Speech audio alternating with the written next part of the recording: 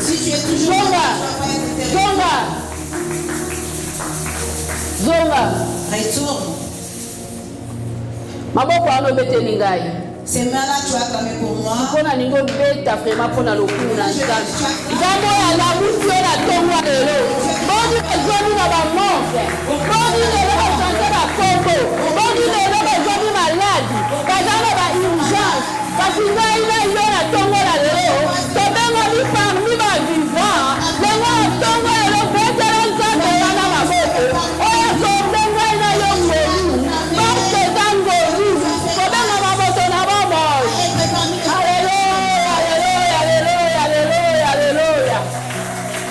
Alléluia, Jésus, alléluia.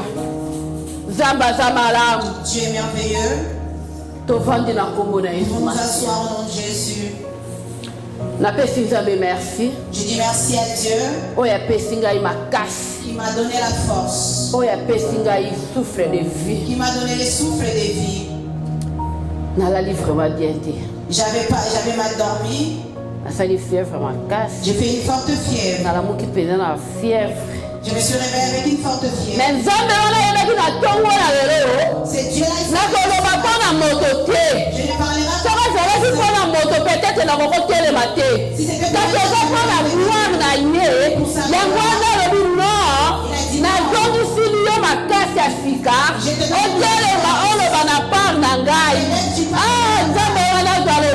que c'est Dieu soit loué. Qu'il soit élevé, c'est Dieu. Peut-être après parler. Et puis répondre. C'est pourquoi merci na mosai na nzambe. Je dis merci au serviteur de Dieu. Le pasteur Simon Uzinga. Pasteur Simon Uzinga. Mon homme qui j'aime bien. On va donner à Zambo ebenga ya pambola e. Ah, que le Dieu qui l'a appelé puisse le bénir. Na pesi merci na bakambinions. Je dis merci à tous les conducteurs qui sont ici, qui sont à la maison, qui me suivent au travers des écrans. Que le Dieu de Pasteur Simon puisse vous bénir.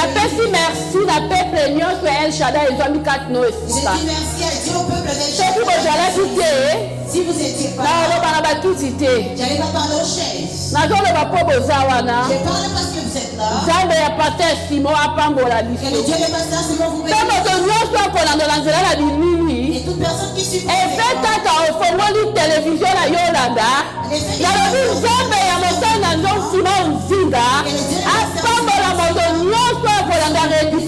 qui vont suivre la rediffusion. Merci. Notre thème que nous parlons. Parlons chaque fois. Nous n'allons pas nous arrêter jusqu'à son retour. Jésus-Christ est Seigneur. Amen. Ça c'est notre grand thème. Ici nous parlons que de Jésus. Ici c'est que Jésus. Sans Jésus, nous ne sommes rien. Bon, grand thème de l'année. Et le grand thème de l'année, c'est la renoncement. Le renoncement. Maman la likam. Ça c'est le grand thème. Qui notre recommande vraiment en décembre. Juste arrivant en décembre, le péché deviendra difficile. Le renoncement Le renoncement, nous parlons du péché. Nous n'allons pas avoir honte de ça. Nous parlons du péché. Et le thème auquel nous allons donner, c'est la persévérance. C'est la persévérance. La persévérance. La persévérance.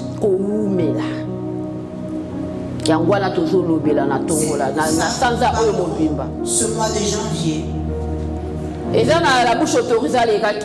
La bouche autorisée est passée. Un grand prédicateur du monde entier. Un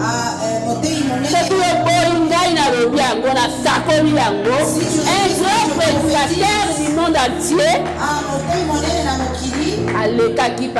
Est passé et parlé. Complémentarité. Comme nous parlons en complémentarité, Lui, il est venu avec A.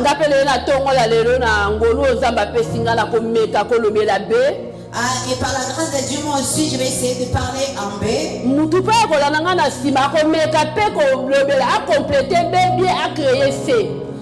L'autre qui va passer aussi, il va essayer de mieux compléter les B pour passer en C. Et ce matin, les sous-thèmes. Si tu voulais persévérer pour la victoire, accepter d'être mort. C'est pesant. C'est très pesant. Vraiment. Si tu veux vraiment, chaque jour, comme tu te lèves chaque matin, tu te prépares tel que tu regardes la météo, tu regardes que le climat, tu te dis je vais à l'église, tu ne viens pas pour tu ne viens pas pour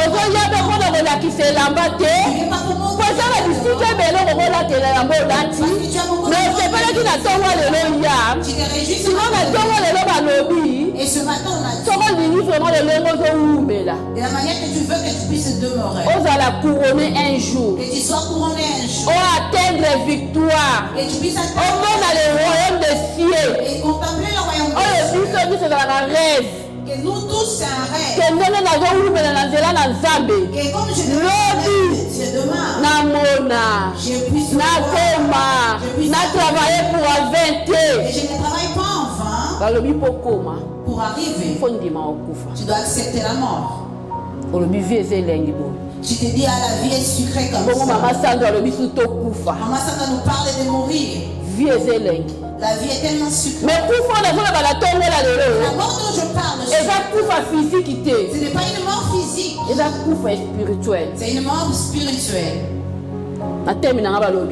Dans mon sous-thème, pour que tu persévères. Persévérance, c'est aligné. Qu'est-ce que la persévérance? Persévérance, c'est tout simplement. La persévérance, c'est tout simplement être dur. Être vraiment dur. Vraiment ferme. Sois ferme. Devant une décision. Devant un problème. Décider. Décide que tu puisses demeurer. Constant. Sois constant. C'est constant. Ce qui est constant, ça ne bouge pas.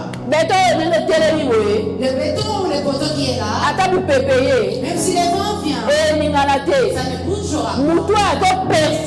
La personne qui persévère, on nous dit pour que tu persévères, pour que tu atteignes la victoire, tu dois accepter la mort. La mort dont nous parlons, c'est une mort spirituelle. Vendredi, ceux qui étaient là, ils ont été bénis un peu par la parole de Dieu.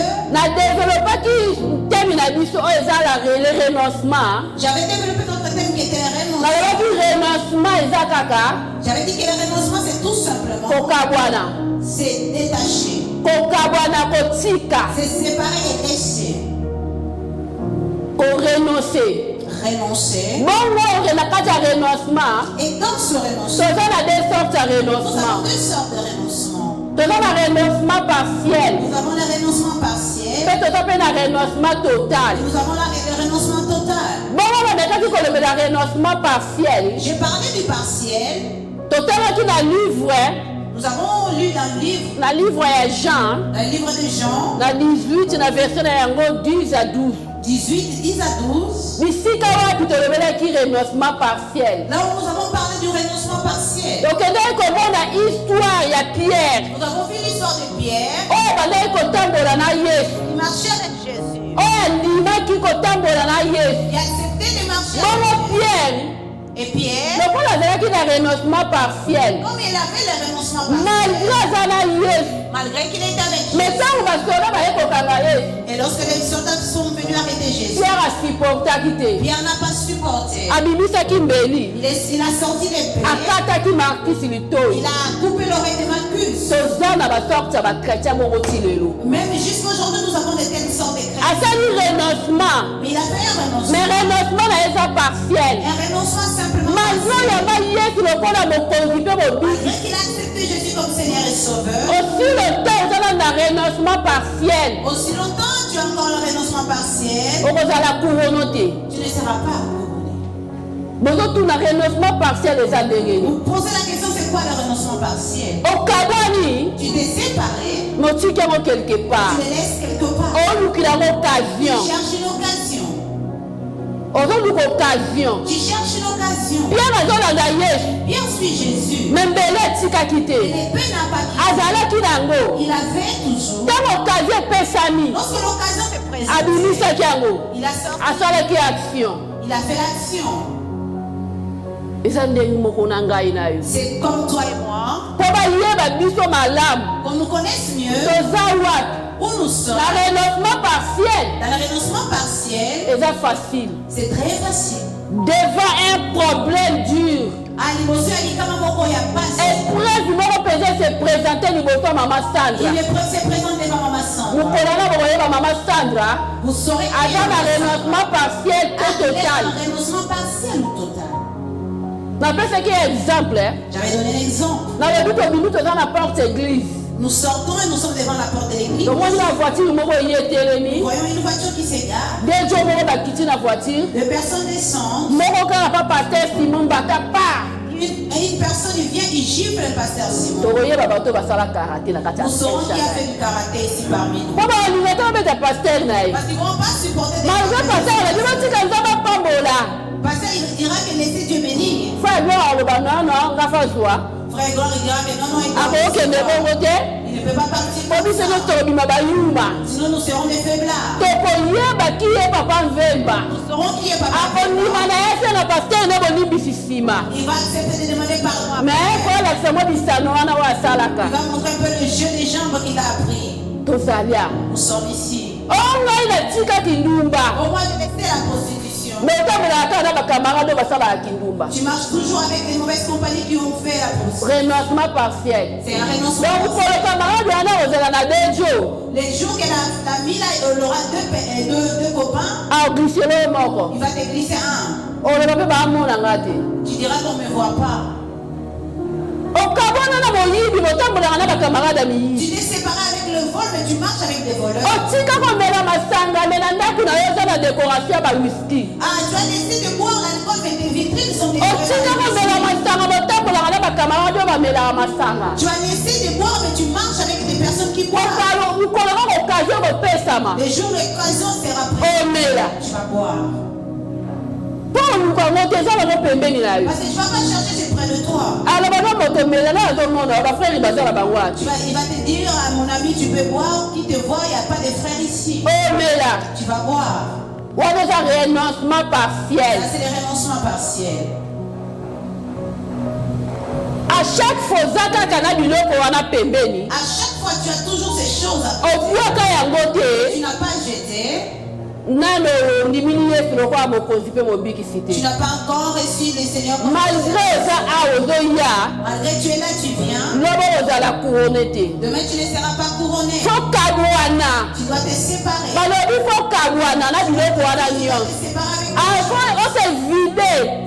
Tu dois te vider. Tu dois tout jeter. Tout ce que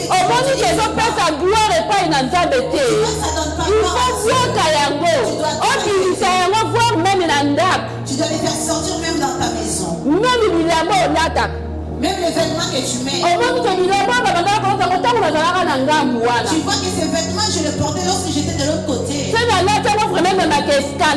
Si je les porte, ça porte un scandale. Comme j'ai fait le renoncement. Qui s'arrête seulement ici là-bas, je vais jeter pourquoi j'ai acheté cher. Les jours que l'occasion se présente, tu vas te vêtir. Tu vas te porter. Parce que tu n'étais pas parce que tu n'es pas. Ces caractères. Et ailleurs les personnes. Tu n'es pas séparé. Même distraction. Même la distraction. Tu n'es pas séparé. Toujours dans le renoncement partiel. Tu es toujours dans le renoncement partiel. Tu ne seras pas couronné. Ozala couronné Dieu. Ne sera pas couronné. Ozala couronné. Pour être couronné. Et donc ça m'a fait kabwana na C'est la nyonso. demande que tu te sépares. Chika nyonso donc tango na ndako Ne te. mets pas à la maison. Biso eto zokola baso bala biso nzunga kala babwaka te. Nous, lorsque nous grandissons, nous disons que la Sainte Marmite, on ne la jette pas. Maman tete bongo te. O nzunga kala babwaka te ata ngubo okalingira ngo. Oh, la Sainte Marmite, on ne jette pas même les cacahuètes, tu pourras griller. Et ali sumu mama te. C'est un péché, maman. O tanda ku désordre. Tu mets des O tanda ku salité. Tu mets la saleté à la maison. To osale la te bimisa. Si tu ne l'utilises pas, fais sortir. Nyonso osale la te. Tout ce que tu n'utilises pas, Bimisa. désencombre ta maison. Posa na posa lobi. Nous avons besoin que demain, Ozala couronné. tu sois couronné. Bongo na tongo na Et lelo. ce matin, Tozomemela renoncement total. nous parlons sur le renoncement total. Tokotala histoire ya moto oyo. Nous allons voir l'histoire d'une personne Oyo esala renoncement total. qui a fait le renoncement total. Na lombangu mingi vraiment. Rapidement, Tokei na Bibilia. nous allons dans la Bible, Na Luc 22. dans le livre de Luc 22, Verset numéro 63 jusqu'à 65.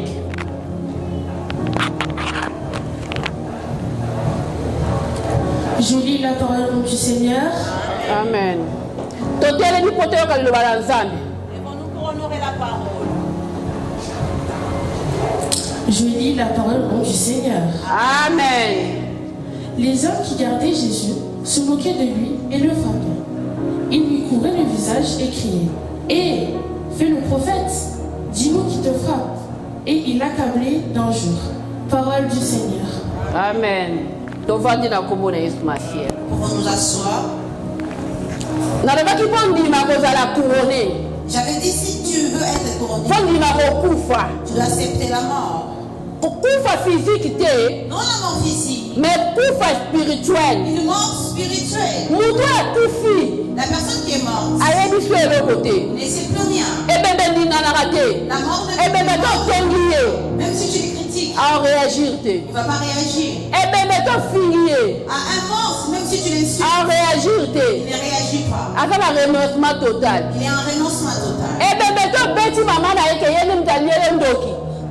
Le mort, même si tu frappes sa mère qui s'est Alamuka te réagir. ne va pas se lever pour réagir. Papa na ye esili baongani nyonso eza mort. Pour que tu vois que c'est fini, tous les organes sont morts. Sika moto azowumela Et la personne qui persévère, point de départ le point de départ, eza fo akufa. c'est la mort. Point de départ eza fo se Il renoncer. va se renoncer. Esi lotana le renoncer te. Aussi longtemps Esi que lotana le kufi te. tu n'es pas encore mort. Koluka kowumela te Les gens operdre ne vont temps. pas persévérer. Tu vas Donc soki na kosala renoncement te si tu n'as pas encore fait les renoncer, nazongo lelo nazosenga yo ozonga na point de départ. ce matin je te demande de retourner au Zonga na point de départ Retourne au omitala Tu te regardes. okoloba nanga bamasana nga sila yamba Yesu. Tu vas me dire, maman Sandra, j'ai déjà reçu le Seigneur. koyemba Yesu lokola mokonzi mpe mobikisi eza mabe te. Recevoir Jésus comme Seigneur, c'est Mais notre problème eza Le problème en est kowumela kozala chrétien. persévérer et d'être chrétien. Ntango bazobenga yo chrétien Lorsqu'on t'appelle chrétien, ozoporte vie ya Yesu kati tu na portes yo. la vie de Jésus en toi. Donc ntango moto amoni yo Lorsque la personne te regarde, mbala moko alobi il se dit, ye mpe azalaki na ye. lui aussi il était comme ça. Est-ce que soki bamoni yo Est-ce que si on te voit, oza semblable na Jésus est-ce que tu es semblable selon bacomportement selon tes comportements? zonga na point de départ Retourne au point se de départ. renoncer Renonce. ndima kokufa Accepte la mort. mpo bembe eninganaka te Parce qu'il y a un mort. ebembe tofingi ya oloba Un te. cadavre, même si tu l'insultes, ne bouge, ne dira rien. bongo bisika tomuti kotanga Et là, nous avons lu, histoire ya Yesu c'est l'histoire de Jésus. après avoir Pierre kokata litoi Après avoir bien coupé l'oreille, Jésus azongisaki litoi Jésus remet l'oreille. mpe Jésus aselivraki bakanga ye Et il s'est livré pour qu'on l'enferme. bakangi Et ye on l'a emprisonné. bato bakangaki Les ye personnes qui l'ont emprisonné, bamaltraitaki ye ils l'ont bien maltraité. babandi kofinga ye Ils ont commencé à l'injurier. babandi koeminie Ils ye ont commencé à l'humilier. bamelisi ye memi vinaigre. On lui a fait boire même du vinaigre. boyebi mpona nini Jésus arépondaki te Vous savez pourquoi Jésus n'a pas répondu? malgré bandeki koloba Malgré il parlait, Depuis qu'il a dit, Père, que ta volonté soit faite. Tata, que mon canon est salé. Akufaki déjà. Il était mort. Akufaki déjà. Il était mort. Pour lui, c'est tout ce qui se passe. Il Il ne problème regarde son problème. D'être couronné. Pour déjà la promesse. Parce qu'il avait la promesse. Il avait vu la souffrance qu'il a il savait que ça va se passer comme ça. Il a essayé de négocier pour qu'on la lève. Mais Père, il a dit, Tata, que ta volonté soit faite. Il n'a pas mort le jour qu'on a le jour où il y a pris une décision. Le jour qu'il a pris la décision. C'est Père, que ta volonté soit faite. Tata, mon canon est Le salé. jour où on a c'est ce jour-là que Jésus était mort. Lorsqu'il porte la croix, lorsqu'on est juré, c'est pourquoi vous avez vu, il n'a pas répondu. Il avait la capacité de créer. Parce qu'il avait le pouvoir. Mais le coup, il a pris une décision. Comme il avait déjà pris la décision, il était déjà mort. Il s'est laissé. Parce qu'il savait. Après cette souffrance, si il y a une souffrance pour eux. Jésus-Christ de Nazareth, le roi des rois. C'est réappelé Jésus-Christ de Nazareth, le roi des rois.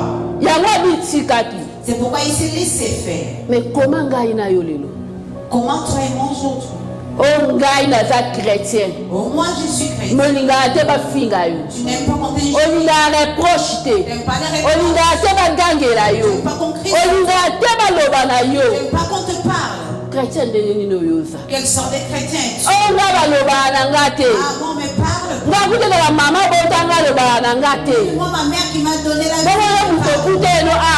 Et toi comme c'est raconté. Je ne suis pas venu en Europe avec ton argent. Mais mais là pour rien. Tu vas préserver en rien. Mais là pour rien. Tu persévères pour rien. Aussi longtemps. Renoncement total. Tu ne vas pas accepter la et tu meurs. Et tu vas tout même si on t'insulte. Regarde que la gloire revienne à Jésus. C'est la promesse, tu as une promesse. Demain tu seras enlevé. L'enlèvement peut venir dès que nous sommes. Est-ce que nous serons montés? Est-ce que nous serons enlevés?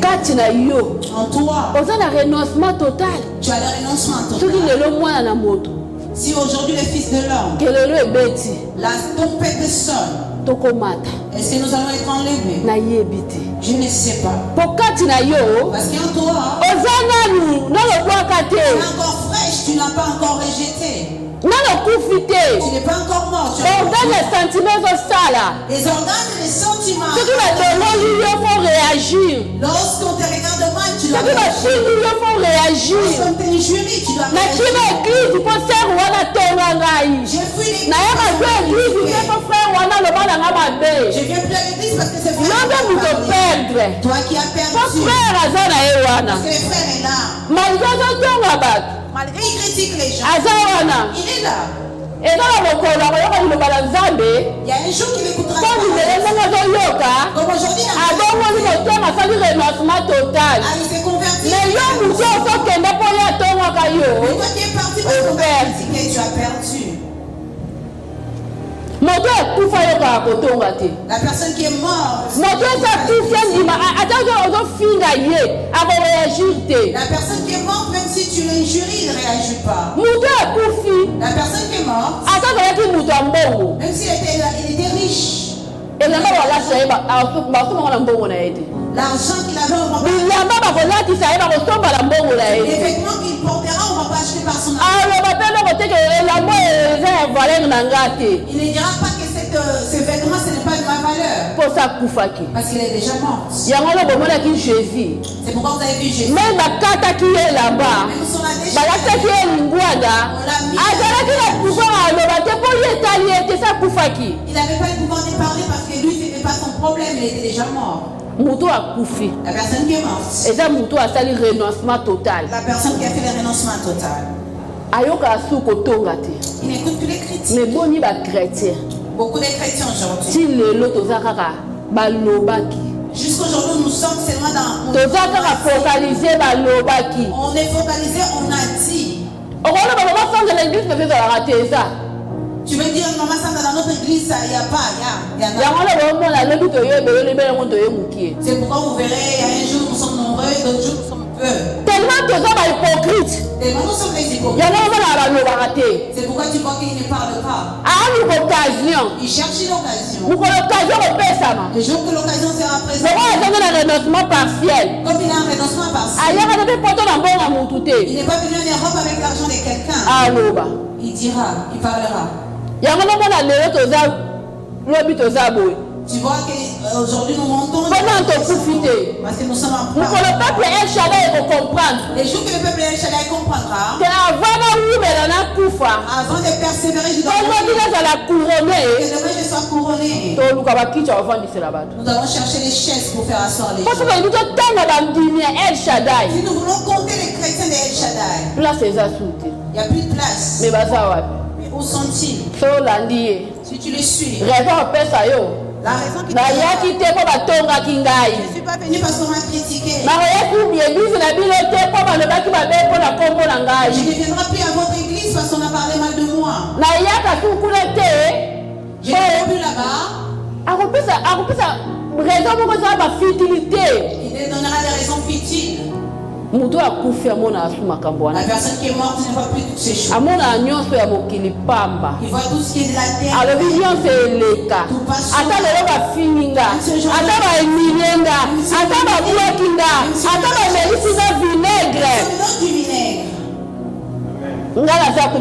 Moi je suis pas là. Moi je cherche demain que je sois couronné.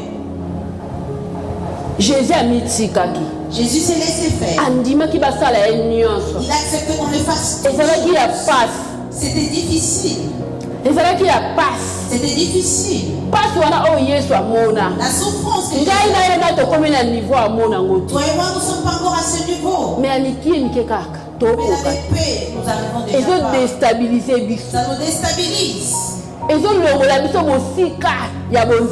Ça nous fait enlever loin de la présence de Dieu. C'est pourquoi ce matin, tu dois faire le renoncement total. Retenez trois choses. La personne qui a fait un renoncement total a commis point à repère à diable. Il est devenu le point de repère du diable. Le diable ne te laissera pas. Il viendra. Tu sais pourquoi aujourd'hui il ne vient pas? Parce qu'il disait que tu es là. Tu vas faire un renoncement partiel. Il y a beaucoup d'occasions devant toi ici.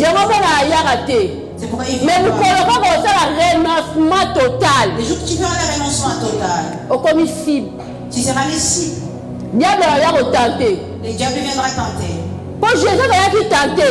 Et Jésus était tenté. Pour diable, déjà. Il avait vu la royauté de Jésus était en jaloux.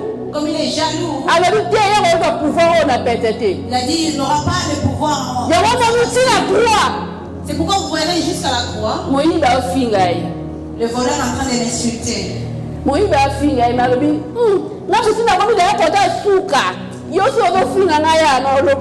Jésus s'est dit, moi qui suis là où je viens, je me suis pas je suis arrivé déjà au bout comme ça. Je ne dirai rien. Comme un point de repère à diable. Tu deviendras le point de repère du diable. C'est pourquoi tu verras que tu étais dans le monde. L'argent était facile. Le jour que tu as accepté, tu fais le renoncement total. Quelques portes, beaucoup de portes, quelques portes se ferment. Et quand on doit comprendre. Tu ne comprends pas, c'est ferme. J'étais là-bas, j'étais bien. Vous savez pourquoi? Pour que tu retournes. Il y a une seule raison que tu retournes. C'est pourquoi pour que tu décision pour se renoncer total. C'est pourquoi ce matin, lorsque tu prends la décision de renoncer, les choses viendront. Zala ferme. Sois ferme. Zala constant. Sois constant. Tellement pesant, zala dur. Sois dur. La décision aux autres on a tongo la décision que tu prends ce matin. Deuxième point. Le deuxième des points. Moto a fait un renoncement partiel. La personne qui a fait le renoncement partiel. Vie de prière naïe. Sa vie de prière. Et zala kita mata. C'est monter et descendre. Yango mo la kofuka no sambela. C'est pourquoi tu vois tu t'es pour prier. Tu t'agenouilles 5 minutes et tu commences à dormir. Pourquoi tu n'as pas un renoncement partiel? Parce qu'en toi tu as un renoncement. Non, ça dit totalité. Tu n'as pas encore fait le renoncement. Vie de prière nayo. Ta vie de prière. Et dans la mata kita. Est instable. Vie de prière est comme un mata kita. Ta vie de prière sera et ça monte et ça descend. C'est pourquoi ce matin, pour vie de prière dans la mata kita te. Pour que ta vie de prière soit constante. Ça la renoncement total. Fais le renoncement total. Ça la renoncement total. Fais le renoncement total. Pour la ressource ça. Pour terminer par là. Nous allons rapidement à cause de notre temps. Tokena Jacques. Nous allons dans Jacques. 1:12.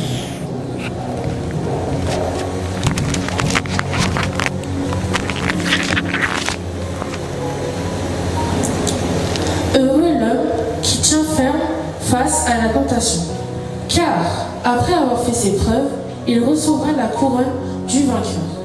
La vie que Dieu a promise à ceux qui l'aiment. Parole du Seigneur. Amen. Alléluia. Jacques a dans la biso. Jacques est en train de nous dire. Et c'est mon moto oyo. Et alors. Reste ferme. Reste ferme. Na décision. On a bâti na décision. Moi je rajoute dans la décision. Lobby. Demain. Il sera couronné. Lobby. Demain. La vraie vie. Il aura la vraie vie. Condition ça. La condition est. On reste ferme. Que tu restes ferme. Pour vivre. Parce que la vie. Il y a mon Christ. D'un chrétien. Et sa vie à condition. C'est une vie des conditions. Si longtemps on respectait ma condition. Aussi longtemps que tu n'auras pas respecté les conditions. Demain tu ne seras pas couronné. On va vivre victoire. Demain tu ne vivras pas la victoire. Jacques Jacques nous dit. Et Sengo. Heureux à cette personne à rester ferme. Qui restera ferme. Ce matin. La décision la parole de Dieu que tu la ferme. Tu vas rester ferme. Demain tu seras couronné. Demain tu seras un homme joyeux. Je ne sais pas ce matin. Décision quelle est la décision que tu es en train de prendre? Selon la parole que tu es en train d'écouter. Quelle est la décision que tu as prise? Tu t'es réjoui de rester sans faire le renoncement. Renoncement partiel. Tu te réjouis de rester dans le renoncement partiel. Ou ce matin tu te vides. On doit se libérer la nuance. Tu te libères de toutes choses. On doit cavoir la nuance. Tu te sépares de toutes choses. Afin que la vie à Christ. Afin de suivre la vie de Christ. Pour que demain tu sois couronné. Là où nous sommes, fermons nos yeux.